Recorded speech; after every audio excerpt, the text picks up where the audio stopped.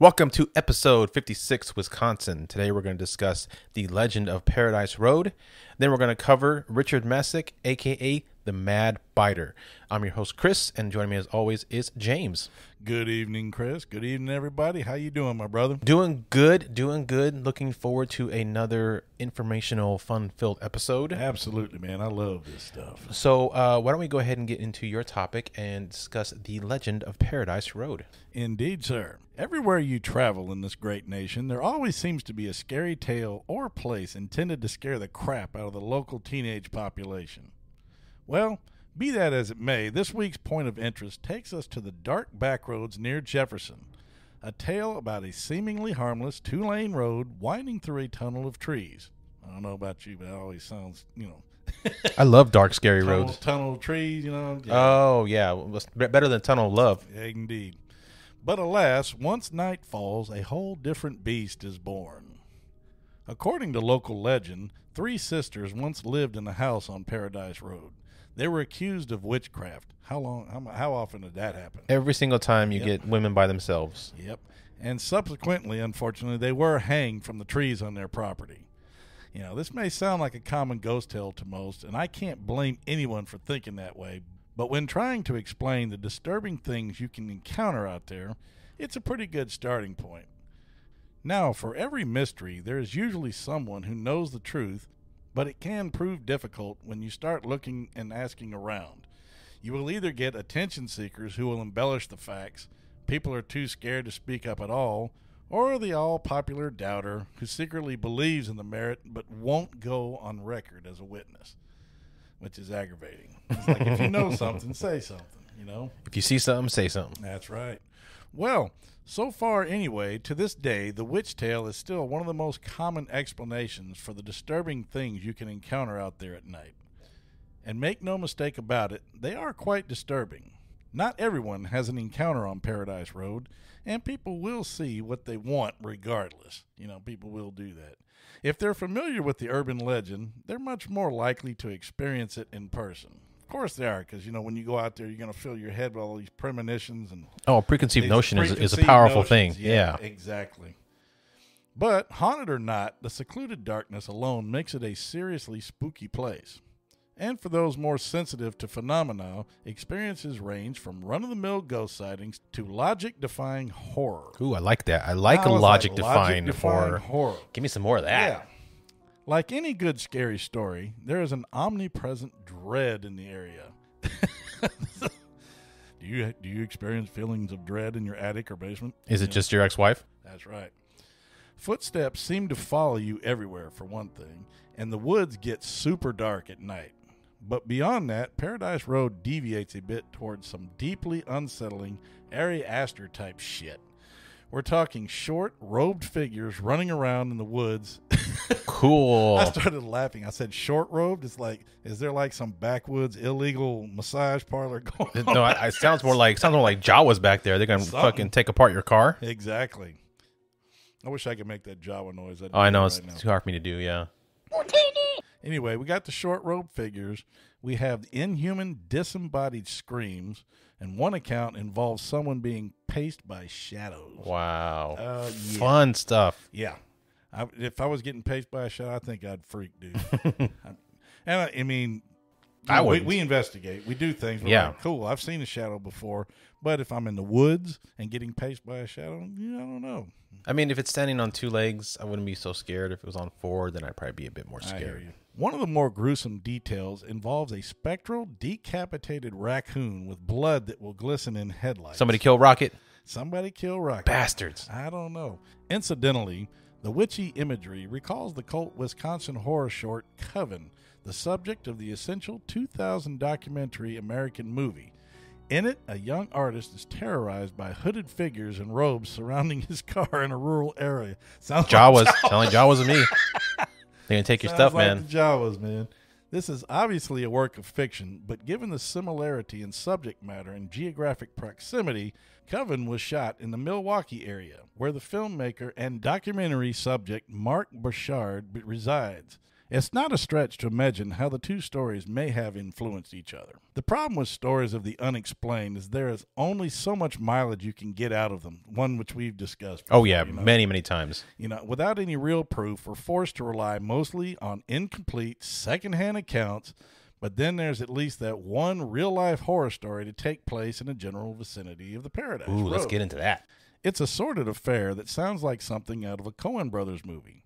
M married her husband, Reuben, less than a year after his death of his first wife. That's a little weird. As far as I know, there's no relation to American movies Mark Borchardt. It's just another weird coincidence. But soon after the marriage took a dark turn, with Diane becoming increasingly paranoid, manipulative, and abusive toward Reuben's two children, and Reuben began having an affair. In their divorce, Diane was ordered to leave their home, and she snapped. She hired Doug Vest, a teenager at Jefferson High School where Diane worked as a teacher's aide, to kill Reuben, whom she said was abusing her. That sounds like a Coen Brothers movie. Yeah, that's bad. She offered him $20,000, 2 cars, and her wedding rings as payment. That's a hell of a payment. Yeah. Being 17 and hardly a hardened criminal, Vest brought his delinquent 15-year-old cousin, Mike Maldonado, and a teen named Joshua Yank. I don't know, Yankee. Joshua Yankee. Joshua Yank. That's Joshua Yankee. Yep. Anyway, brought him in to help as well. They killed Reuben with a sawed-off shotgun on Easter morning, April 3rd, 1994. And it all occurred at the Borchardt family home on Bear Hole Road, which runs immediately parallel to Paradise of Coals. Mm-hmm. So even though the quartet involved was promptly arrested and charged, there'll forever be a bloody footnote on the road that already has a very sinister history. Just adding more energy to the fire, man. Yep. Here are some other facts and an actual encounter story about the road itself. One undocumented mention is that it was part of the Underground Railroad, which is very cool. And so between 1842 and 1861, more than 100 escaping slaves were helped to freedom in Canada by Wisconsin residents. Cool. Bless your hearts. Yeah.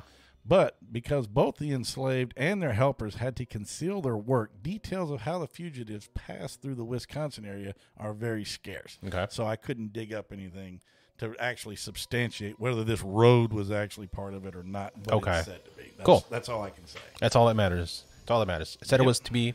That's it. Now, how do you find Paradise Road, you ask? Well, here we go. Write this down. Get your pens out and write it down. That's right. It is a small, winding road just a few miles east of the city of Jefferson. You take Highway 18 east for about 6 miles, and you take a ride on Paradise Road. What may you find when you get there? I'm glad you asked. Go, run down the list. You'll find short-robed figures have been seen roaming in the woods. Looking for R2 units. Amen, man. You see shadow figures. You actually see bodies hanging in trees. Whoa. Inhuman screams have been heard. People have reported uneasy/eerie feelings when they are on the road. A lot of people get creeped out in the woods anyway. Yeah, true. The sound of footsteps that seem to follow you around. Now, are those echoes, or you know what I mean? If they're like in those, if they're like in a cave or whatever you call it, the tunnel of trees. Tunnel of trees, yeah. Yeah, so it just makes you wonder. And, of course, we go back to poor Rocket. Motorists have witnessed a decapitated raccoon lying in the road. There is blood on the raccoon's body, but there is no blood on the road. The head is also missing. Hence decapitated. Yeah, Durr. Now, this is all very interesting indeed, but let's hear from someone who was actually there. What do you say? Now, this was part of an article written by Jess Watkins, a very nice young lady, back in 2011. She explains her encounters on Paradise Road. She wrote, "My friends and I had a knack for getting into trouble, going wherever ghosts might be, researching the haunted places or urban myths of our southeast Midwest town." That's a weird way to say that. Southeast Midwest. Yeah, no kidding. The following is a recap of what I've witnessed while traveling down Paradise Road. And believe me, we went more than once. I am willing to admit that the frenzy of legends surrounding this street may have toyed with my gullible and willing mind, but I'm also pretty honest, and I had friends with me who witnessed the same things that I did. With that said, you may take it or leave it. Oh, I'll take it. Let's do I it. like when people say take it or leave it. So look, I saw what I saw. You don't believe me? Kiss my butt. Shove it. Well, the first thing they witnessed, dense layers of fog that parted exactly when they approached the street. That would be cool. They're very cool. Yeah. Having walked the whole street's length, I was aware of a shadow floating on the opposite side of the street, keeping our pace. Cool. This was at night, of course, and I tested it to make sure it did not belong to any of us. Neat. Yeah, that would... Ooh, this next one's a good cool. one. A friend and I both witnessed shadowed figures climbing up the trees. Ghost monkeys. I love it. Scary. Upon a random stop in the car, our headlights shone directly on the most intricately carved eye on the side of a tree. Neat. Yeah, that would be weird. He's looking at you, kid. Having thought we parked in front of an abandoned house with no lights on, a friend witnessed a hand pull back a window curtain and disappeared again. Oh, it gave me chills. Cool. Ooh, yeah. I'm going there. We quickly became enthralled with this place that held so much sinister energy. We took it upon ourselves to interview the people that lived on Paradise Road and wrote about it in the school paper. When we began the interviews, hardly anyone would talk to us. One of the houses we went to still burned peat for heat in the house. If anybody needs to know what peat is, and the younger people, it is like a heavy moss. It's very, very heavy wooden moss that burns very slowly. But yeah, you better have the chimney open. Oh, yeah. Smoky stuff. Hell yeah. And both vehicles they were using nearly got stuck in the mud while at one of those houses. Most of the residents claimed urban legend. The police continue to patrol the street on Halloween as it's become a popular place for teens to go seeking a good scare. Of course. Paradise Road, fact or fiction? I can't say with any proof that Paradise Road is legitimately haunted. I do know what I've seen, and that's enough to make me think the spooky street has a vibe I don't want to mess with. It's creepy, that's a fact. But I probably wouldn't have gone there in the first place if it had not been for small-town urban legends. But I'm glad I did. All right, so Road Warriors, there you have it. If you are ever in Jefferson, Wisconsin, head east out of town about 6 miles and make that right turn. This is why I do these point-of-interest segments now. I like to share places that you can actually visit and experience for yourself, whether or not there is any activity. Most of the stories or short notes I found revealed pretty much the same encounters and sightings. Personally, I would never pass it up, and next time I am up that way, you can bet I'm going to go. You know, because what good is an urban legend, you know, Chris, if you're not willing to go out there and challenge it or explore it or experience it or, you know, that's what they're made for. Yourself. That's what they're made for, man.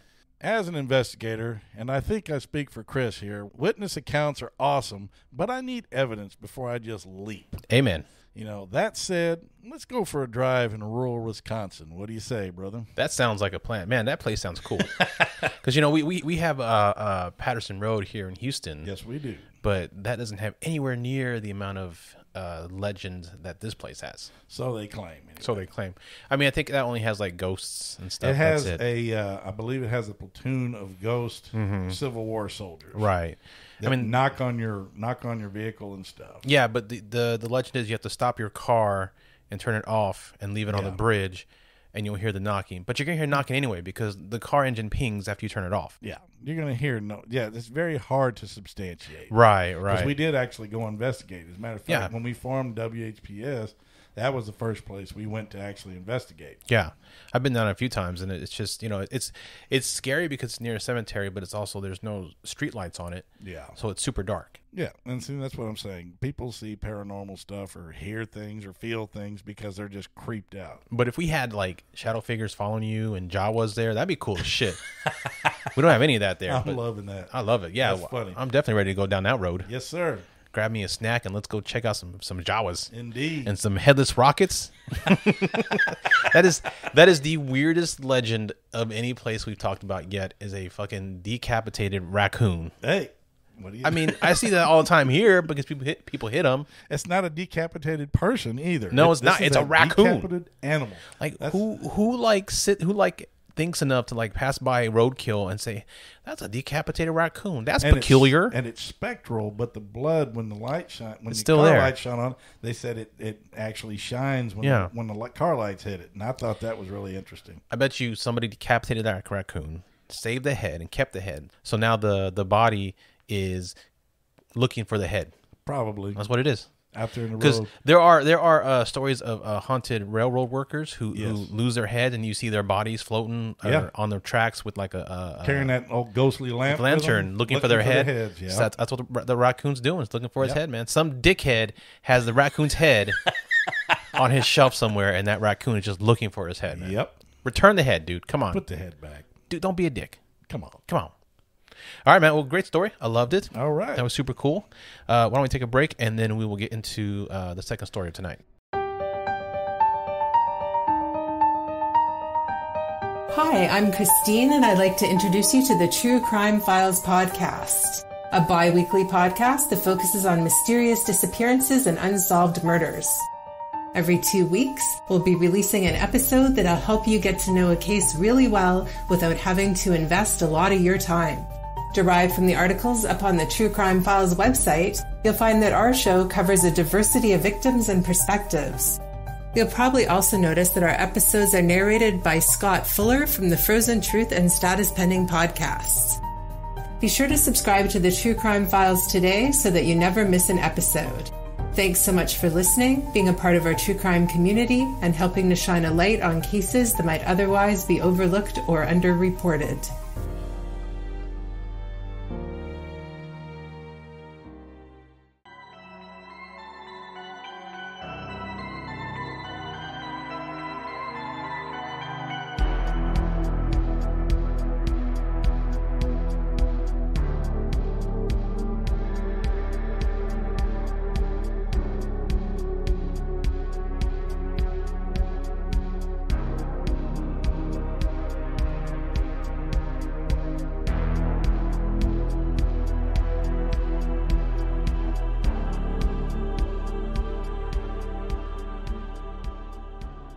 Okay, so let's go ahead and talk about this particular fuckface we got coming up called Richard Macek. Sound like an ass. He is an asshole, a.k.a. the Mad Biter. Now, born in McHenry, Illinois in 1948, Richard Macek grew up in Chicago with an abusive father who would use physical means to control and discipline the family. Sounds like a real winner already. Oh, boy. Sounds like a recipe for a serial killer already. Mm-hmm. His father was a successful self-made man who owned a brewery in the upper middle class area. He would physically assault his sons and his wife until they were living with a good deal of fear for him. Now, while he was in school in Elmwood, Illinois, Masek was caught and arrested for stealing the panties of a neighbor. What? Upon questioning, he revealed that he would often enjoy chewing on the soft cotton crotches of the panties. Yeah. Mm-hmm. After his father died of a heart attack in 1966, he was arrested for voyeurism as he used a small handheld telescope to look through women's bedrooms at night. Yeah, he deviant, freak, weirdo. Of course, I'm going to blame my upbringing. I had a bad childhood. Mm-hmm. Yeah. In 1974, his girlfriend's daughter was found dead, and while he was never convicted of this, suspicions point to Masek being responsible for the child's death. Shit. So in 1974, in Fontana, Wisconsin, on August 15th of that year, when Masek was 26, he arrived at Abbey Resort in Fontana on Geneva Lake, Wisconsin. He walked in through the main door and began to wander the halls, poking his head into every open door he came across looking for a victim. Eventually, he came upon Paula J. Cupid, one of the maids at the resort. Once he entered the room, he told Paula he was looking for his son who was lost, and the maid offered to help find him. However, when she made a move to leave, Masek attacked her and stabbed her and strangled her with a towel. He then beat her and stabbed her in the heart before he began to gnaw and mutilate her body by biting and chewing it, as well as cutting slits into her eyelids. This is where he began to get named the Mad Biter. You friggin' freak. 2 months later in Wabasota, he raped Sharon Kusalek, just 24 years old. He hit her in the head, which put her into a coma. She would survive the attack and eventually come out of the coma and was then able to offer the police a description of her assailant. Later that year, he struck again. You know, that sounds kind of Cape Shakespeare-ish. Does it? You remember when De I don't. Niro, that scene, beat the hell out of that sweet gal? I mean, it was a horrible scene to watch, but he bit a big old hunk out of her face. I mean, he was just remember that. animalistic. I saw it one time, so you have to remind me. But that's what happened in the movie, huh? Yeah, that's when you read that. That's what it reminded me of. And to remind you of really. Brutal. Wow. I mean, it was a brutal scene, man. Disturbing. Maybe they took some some inspiration from it. Maybe. Oh, I mean, because that was in the 90s, right? Yeah. This is long after he did his crime. So Yeah. yeah, could be. Later that year, he struck again. This time in Crystal Lake, Illinois. Crystal Lake. I know. It's a great name. Man, we just got all kinds of puns in this damn episode already. Shit. But he's not fun like Jason Voorhees, so. No. 26-year-old Nancy Lossman was found dead inside her apartment. Masek had strangled her with a Venetian blind cord, viciously bit her right breast, and then had sex with the body after she had died. Okay, now see, God, that sounds familiar. I'm saying that's You straight think- up you Cape think- Fear shit. Maybe they did take a lot of inspiration from this thing. He was brutally freaky in that movie. So Was he a necrophiliac? He did not do that part. Okay. I think that was probably Hollywood restraints, but the biting. The biting was... He assaulted, beat the living hell out of him. I believe he raped. Okay. He didn't really show that, but he did the biting. But he was quite vicious. That you're talking about the biting and stuff. And I want to say I've heard of a few others killers doing the biting part, but not many. Yeah. Not many, though. Yeah, because he's kind of sounding familiar. I mean, I know we do people that we've never really heard of. Right. But his MO sounds very familiar to some of the other crimes that I've heard about. And, So maybe it's sort of a mix of you hearing about the crimes that are familiar, but then also mixing it with the visual Cape visual Fear. of Cape Fear. Right, Yeah. and sort of kind of blend it in to make the perfect storm. Yep. Like, I've heard of this. Yeah. Yep. Could be. Police also found her 3-year-old daughter, Lisa, dead in the toilet. Bastard. He had shoved her head into the toilet and stuffed the towels in afterward. Ugh. She also had a son who thankfully was unharmed, as Masek was known not to have harmed men or boys, only women and girls. Now, maybe that's some psychological thing on his father's abuse of his mother, maybe? Maybe, yeah. I mean, I don't know. Maybe he felt anger at her for not doing more to stop the abuse, and that turned into anger towards women in general. That's true. Then in July 1975, Masek had taken his act on the road, attacking a woman inside a Woodstock laundromat and leaving her for dead in Woodstock, California. Police had eventually traced Masek to California and arrested him on December 5th, 1975. He was charged with the rape of the Wauwatosa woman, and while in custody, he signed confessions to the Wauwatosa and Fontana attacks. He would be convicted in April of 1976 and was committed to an indefinite term in Wisconsin's Central State Hospital under the provisions of Wisconsin's sex deviant statutes. Ugh. But that's not where he ended up, so... Good. He was later handed a term of 50 to 70 years for the attempted murder at Woodstock. Good. He then pled guilty to the murder of Paula Cupid on February 22nd, 1977, and received a life sentence. Good. Then, in September 1980, he was sentenced to 30 years for the Wauwatosa rape and received another sentence of, get this, 200 to 400 years for the killing of Nancy Lossman and her daughter. Now, see, they want to make sure he never got the hell out. But you know what? You know what's another thing? Wait till somebody's got their back turned. Walk in there with a 45 and put a hole in it. He was given like 500 years. That's what pisses me off, though. That means this piece of shit lived off tax dollars for years, probably. Oh, we'll get to that. Then in 1986, another crime was added to his account. On the evening of September 12, 1972, 14-year-old Sally Kendall was last seen at home just after 6 p.m. leaving to go on a bike ride. She promised to be home by 7 to help with dishes. She'd be found the next morning at 5:50 a.m. by a DuPage County deputy sheriff, lifeless between rows of corn in a muddy field just 2 miles from her house. Her bike was found on a gravel road nearby with the front wheel bent. It was determined that Sally died from severe head injuries, having found a skull fracture and deep gash in the back of her head. She had over 22 lacerations to her head, and it was determined that Sally was beaten with a 16-inch grocery cart handle found near the road. Really? Man. She had a tear in her jeans that measured 14 inches long, and on her inner right thigh, there was a jagged bite mark that broke the skin that had been made just after she died. Poor baby. Oh, yeah. Man. Ugh. Part of her thumb had been cut off, and cuts had been made to her eyelids. Now, interestingly enough, a local by the name of Richard Malone was arrested for the murder when it was found that at one time he had kept a shopping cart handle in his car, the very same kind found at the scene. He stated he kept it for protection but had lost it weeks back.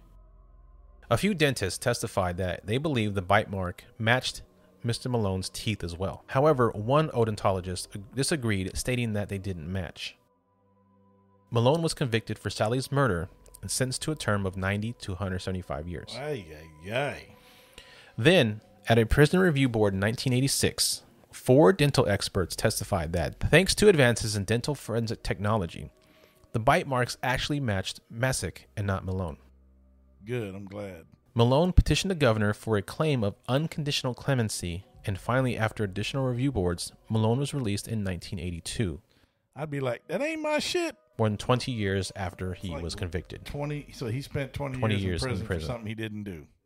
How in the hell do you even repay somebody for taking 2 decades of their life like that? They give him some crap money and say, "Here, Massive sorry, money. Here, our bad. here's $100,000 for your 20 years of your life. Sorry." I'd be like, kiss my ass, $100,000 per year. That's what I'm saying. Per year, exactly. Per year, hello. I could have earned that, Unfortunately, Masek would never be convicted of Sally Kendall's death, Bastard. as he decided that life plus in prison was not his cup of tea. On March 2nd, 1987, he was found hanging from an air vent with a pair of shoestrings looped around his neck. Enjoy hell, bitch. His death was ruled a suicide. Well, even if suicide or hung by somebody in the prison, to hell with him. Yeah, I mean, if it's one of those where the guards did it, no one's going to be crying over it. Mm-mm. No one's going to care. That's too bad they didn't Jeffrey Dahmer his ass, corner him and beat him to death with mop handles. Yeah, yeah. A nice, slow, painful death. He needed.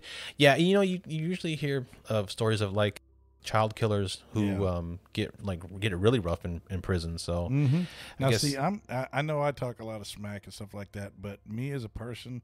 The last thing I ever really want to do is harm a hair on anybody's head. Right. I don't want to hurt nobody. I don't want to hurt no animals. I don't want to hurt people. Right. I don't even relish that thought. But I get angry at stuff like this. And oh yeah. Like I said, yeah. It's because you're also a rational, normal human being. Somewhat. Yeah. I mean, you don't want to hurt anybody, but you also don't want people to hurt. You don't want other people to hurt people, so you want to help. Real animals out there. Oh, there's terrible people out there. Yeah, and that was one of them. I mean, he chose the coward's way out because he was a piece of shit. Yeah. But well, good. Yeah, he got to hell quicker, and we didn't have to pay for him. That's a good point. That is a good point. Yeah, he's in hell getting ass raped by Hitler. Yeah, I'm sure. Yeah, and probably Jeffrey Dahmer as well. Yeah, and John Wayne Gacy. So and we got to save money on that, so that's great, and didn't have to execute him, so that's good. Yeah, so too bad though. Yeah, kind of fun throwing that switch. He was. Yeah, I don't know what Wisconsin's death penalty is, whether it's that or probably not, because in Texas, if he'd have done that, he'd been dead man. That Texas lethal injection, right? Well, they're lethal injection now, but back then they used to be had Sparky. Yeah, that's right. They'd hook him up and run about 100,000 volts through him. Yeah, I still think for someone like that, the best method of death is hanging. Yeah. Or and kill them the same way they killed other people. But not even a hanging where it's a short rope and a quick drop. No.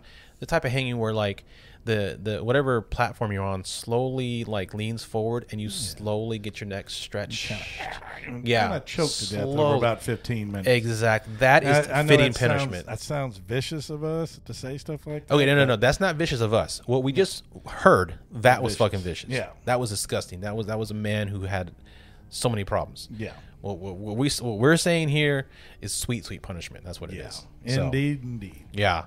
All right, man. Well, that's it for this episode. Good time as always. Fantastic, my friend. I know we need to remind people go leave us a review, rate us and review us on Apple and anywhere else they can. And if you'd like to support the show, please go to www.patreon.com/State of Fear. It's only $7. It's cheap.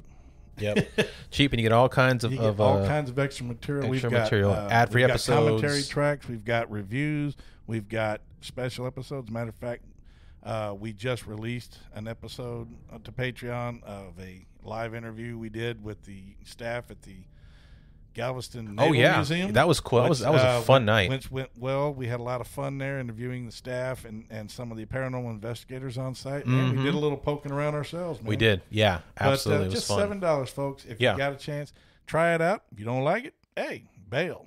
And if you love it, stick with us, man. We love it. If the monthly thing is not your type of thing, if you want to support us, but you cannot, or you aren't able, or do not want to support us monthly, that's perfectly fine.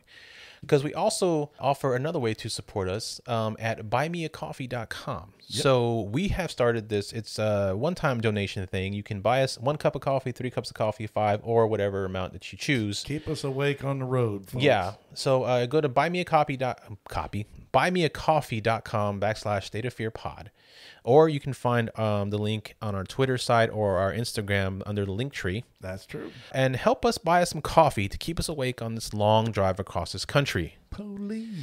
Any cup of coffee that you buy us, of course, goes right back to the show. Yep. So if you don't want to do the monthly, please go check that out. And you can do a one-time donation. You can stay anonymous if you want to. It's totally up to you. Yes. Also, go check out the YouTube page. Still posting it there. We got all our episodes are on there, plus the bonus stuff as well.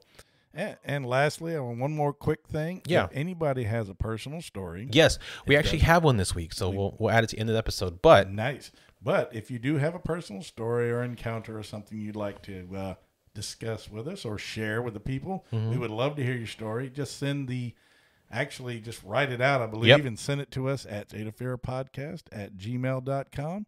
We'll get it on the air and we'll share it. So, James, all right, why don't we, I think the next state we're heading on to is... Michigan. Is it Michigan? That's right. Michigan. So good old Michigan. We're staying up north. That's right. At least for now anyway, because we'll come back down here in the south in a little bit. Well, why don't we go ahead and get in the car and head off to Michigan, shall we? Amen, brother. Let's go. All right, guys. We'll see you later.